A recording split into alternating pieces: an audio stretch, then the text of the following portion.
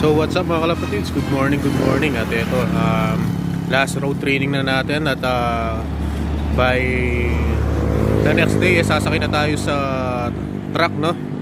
Ito yung lugar natin pala, no, nasa norte pa rin tayo.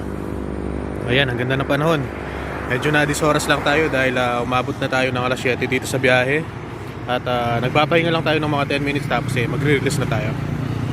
A few moments later. Tayo time check, 7:25 na. Magre-release na tayo.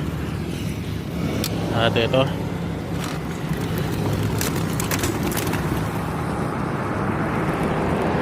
Yan, ang ganda ng panahon.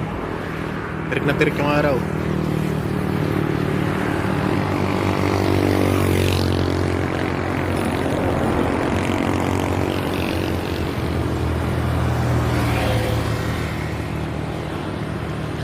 So, yun, good luck sa may